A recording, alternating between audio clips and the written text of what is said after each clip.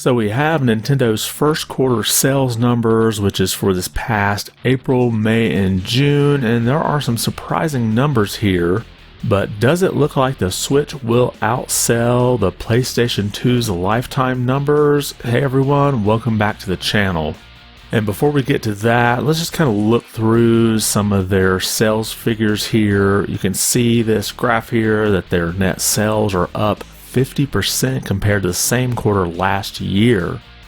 And I do say that this is due to Tears of the Kingdom and the Super Mario Bros. Movie. Now, dedicated video game platform rose 44.6% because of software and hardware sales, as Tears of the Kingdom did drive Switch sales as well.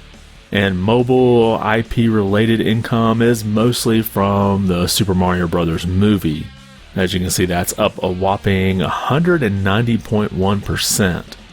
And those were the net sales numbers. You can also see gross profit is up 52.3% when compared to the same quarter last year. And even though hardware sales declined and digital sales declined, first-party software sales were up 12.5%. Again, I'm sure that's due to Tears of the Kingdom. And even though Nintendo moved more hardware, the Switch OLED does have a lower profit margin, which is why profit from hardware is actually down. And you can see the consolidated financial forecast here, and this is one of the biggest reasons I don't think we'll see Nintendo's next hardware before the end of the fiscal year, which ends in March 2024. Because you can see across the board, Nintendo forecasts a decrease in sales.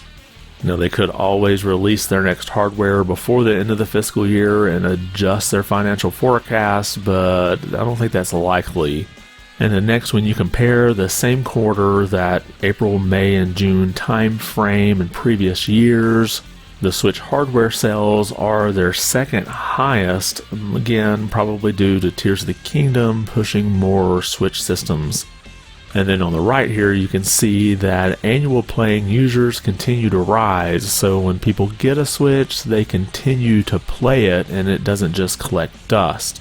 And now for the digital sales numbers, and they're not really what I expected. Nintendo actually saw a decrease in the percent of sales that are digital when compared to the same quarter last year. And you may wonder why this is. Isn't all digital supposed to be the future? And that's what we've heard over and over. Well, it looks like people who bought Tears of the Kingdom mostly wanted to buy it physically. You can see this here from their financial statement. At the end of the paragraph, it says, sales of the packaged version of Legend of Zelda Tears of the Kingdom were also strong, resulting in a lower overall digital sales ratio compared to the same period last fiscal year. So it seems like a lot of people saw, I guess, some value in having that physical version of Tears of the Kingdom rather than having it digitally. And Nintendo kind of highlights here what's coming up in the second half of 2023. And of course, we had Pikmin 4 that came out in July, and then we have Detective Pikachu coming October 6th, and then Super Mario Bros. Wonder on October 20th, and then WarioWare Move It November 3rd, and Super Mario RPG Remaster, Remake, or whatever you want to call it, November 17th. And we've had the fifth wave of that booster course pack for Mario Kart 8 Deluxe come out on July 12th, and then we'll have wave 6 coming later this year.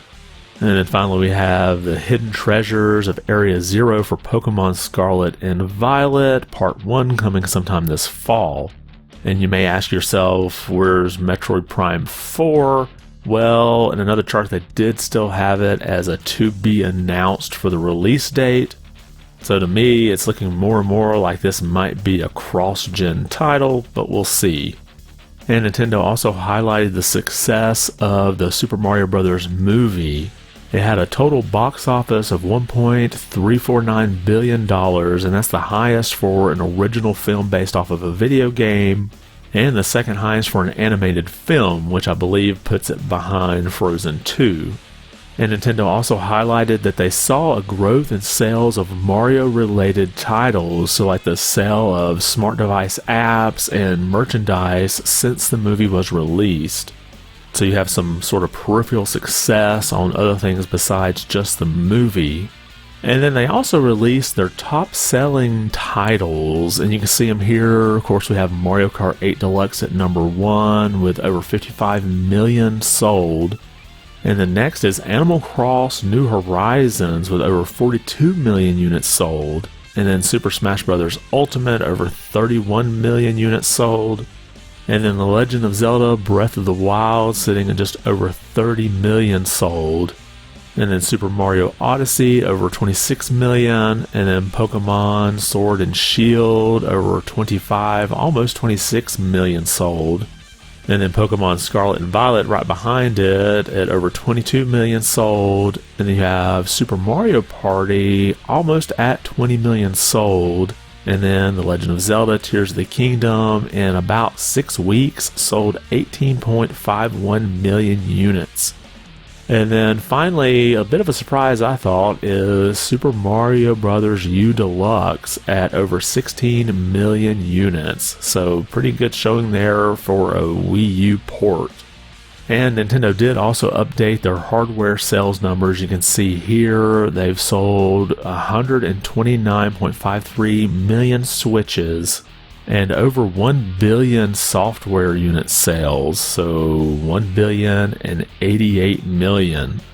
So now's the point where we do a little bit of math, so hang with me here, and we're trying to figure out, will the Switch outsell the PlayStation 2's lifetime numbers? Now, Sony's last reported numbers for the PlayStation 2 is 155 million units sold as of March 31st, 2012. Right now, Nintendo Switch has sold 129.53 million units. This means Nintendo needs to sell 25.47 more units to break PlayStation 2's last reported sales numbers. Now, Nintendo forecasts selling 15 million units this fiscal year, and they've already sold 3.43 million units, which, if the forecast is right, leaves another 11.57 million units to sell to reach their forecasted amount. Now, if they do reach this number, that would put them at a lifetime sales of 141.1 million units, which would mean they would need to sell another 13.9 million units lifetime in order to reach 155 million units a lifetime. Now let's say that Nintendo's next system is released in the second half of 2024, and it does have backward compatibility, which means you would be able to play current Switch games on it. I don't think that they'll make that 155 million unit sale, because they would need to sell another 13.9 million to get there, and it seems like a lot of people wouldn't be buying the previous Switch if the newest system plays the same games. However, there is the possibility of Nintendo's next hardware not having backward compatibility. None of that's been confirmed yet. So if that is the case, I could see the Switch continue to sell for many years just because of the vast library of games available on the system. And in that scenario, I do believe the Switch would outsell the PlayStation 2's last reported sales number, which is that 155 million units. Now, you notice I keep saying the last reported sales numbers for the PlayStation 2 because the PS2 did continue to sell units even after that final sales number was released back in March of 2012.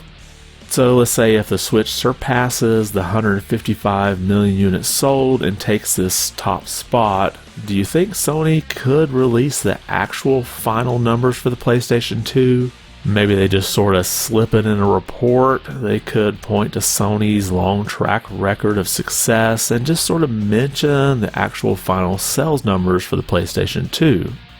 But who knows? So what are your thoughts on all of this? Do you think the Switch will reach or exceed the 155 million units sold?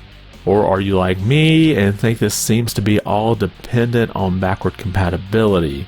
Or do you think the Switch will surpass the PS2 in unit sales numbers regardless of backward compatibility? Make sure to leave a comment below and let me know. And if you liked the video, be sure to give it a thumbs up. And if you haven't subscribed yet, consider doing so. It really does help the channel out quite a bit. I want to thank you for watching and be good.